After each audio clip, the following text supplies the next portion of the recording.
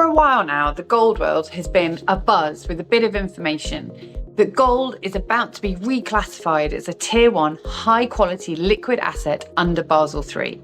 The date, July 1st. The implication that gold will finally be recognised as the ultimate liquid asset. But here's the thing, it's not happening. Not on July 1st and not anytime soon, because that headline, it was never true to begin with. So today, I'm going to look at the heart of what's really going on, why there's confusion and why gold should be a level 1 HQLA and why, of course, it still isn't. And more importantly, we're going to explore the very fact that may actually strengthen the case for gold and not weaken it.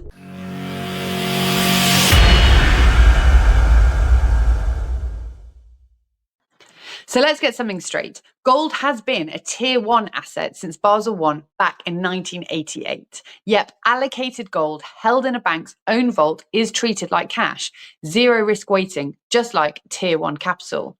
So what is all the fuss about now? It's all just come about because people have confused Tier 1 capital with Level 1 high quality liquid assets, or HQLA. So Tier 1 equals capital adequacy, whereas Level 1 HQLA equals liquidity coverage. They're very different parts of the Basel framework, but thanks to a few overzealous headlines, some people got their wires crossed. And before you knew it, we had articles spreading across the internet insisting that on July 1st, 2025, gold would become a Level 1 HQLA.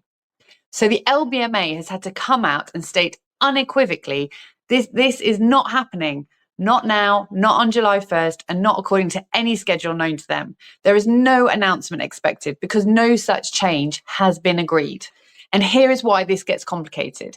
The LBMA and the World Gold Council have been lobbying for gold to gain Level 1 HQLA status, and with good reason. The academic and the market-based case is now overwhelming.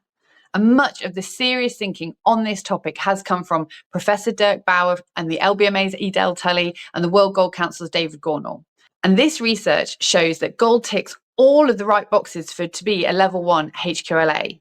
There's high trading volumes, low bid-ask spreads, it's globally accessible, a negative correlation to risky assets during stress events, and proven liquidity even during crises.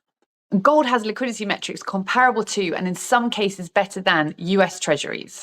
Now, some of you may be familiar with the Ammerhood measure. This is the standard measurement used by regulators to determine illiquidity of financial assets. And gold's Ammerhood illiquidity measure, better than 10 to 20-year Treasuries. Volatility is on a par with long-dated sovereign bonds. Bid-ask spreads lower than many Level 1 HQLAs.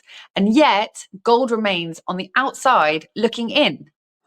But here's a twist in the story that isn't really getting the attention that it deserves. Because while the headlines have been chasing a phantom reclassification, Basel has been doing something far more real, cracking down on unallocated or paper gold. Under Basel III, unallocated gold gets the same treatment as corn. That's an 85% required stable funding factor, making it an expensive asset to hold on a bank's balance sheet.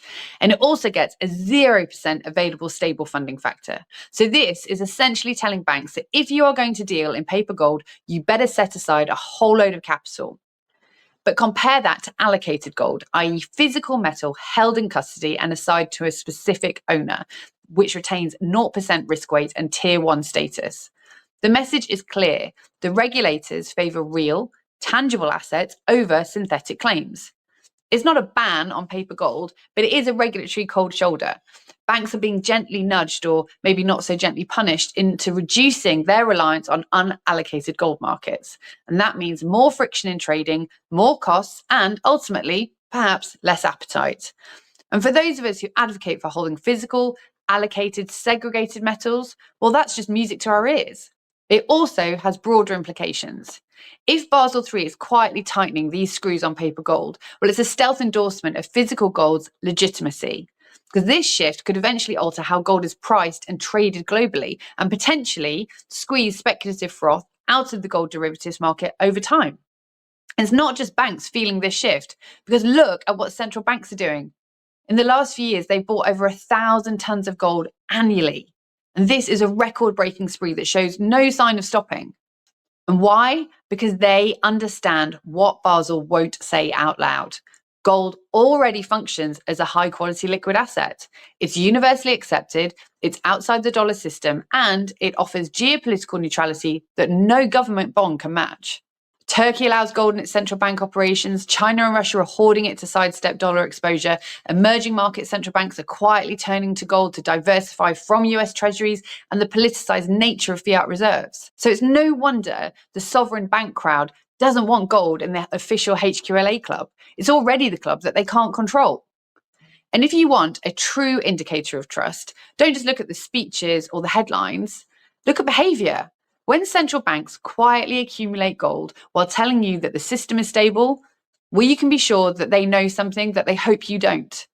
And here's the bit that really twists the knife.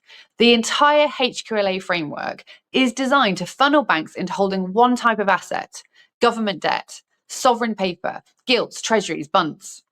And that's what gets the full liquidity treatment. That's what qualifies for the lowest capital haircuts and the friendliest funding rules. And why?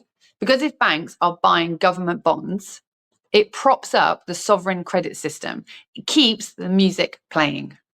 And gold, by contrast, it's a disruptor. It doesn't offer yield. It doesn't serve national debt financing. It isn't issued by a central authority. It is in every way the anti-bond. And the Basel rules reflect this quiet preference. The sovereign bank nexus that Edel, Tully, and David Gornall speak of, well, it's not a bug, it's a feature. To allow gold into the HQLA ranks would mean giving banks an escape hatch from the sovereign debt system, a system increasingly weighed down by deficits, by inflation targets that never quite materialize, and this political dysfunction that is dressed up as fiscal prudence. So does this weaken the case for gold? Well, my short answer is no. And my long answer? Absolutely not. Yes, some investors have been overly focused on this potential reclassification as a near-term catalyst. And yes, gold's current rally has benefited from speculation that it could soon gain HQLA status. But even without it, gold's position as a financial safe haven has never looked stronger. Central banks aren't buying record amounts of gold because it might one day become a HQLA. They're buying it because it already functions like one. It is liquid, it is trusted, it is globally accepted, and it is free from political risk. In a world of currency wars, debt dysfunction, and geopolitical fragility, gold is the asset with no counterparty risk. And let's not forget the very fact that gold is still not HQLA despite meeting all the criteria. Well, for me, that only reinforces its outsider credibility.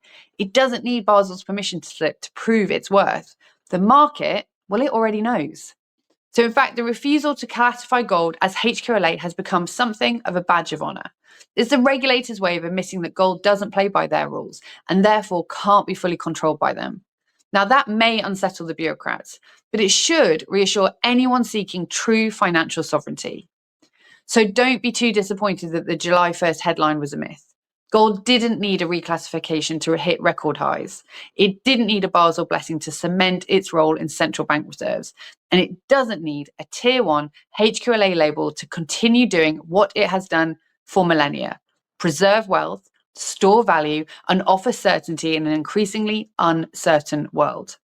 Gold is already what the system wishes it could be: credible, liquid, beyond political reach. And if all this tells us anything, it's that the system isn't built for the assets that it can't control. Gold doesn't need Basel's blessing to prove its worth, but you might need gold when that system starts to crack. And that is exactly why we created the exit plan, a short guide to taking back control of your wealth outside the noise. So download it now and start building that exit plan.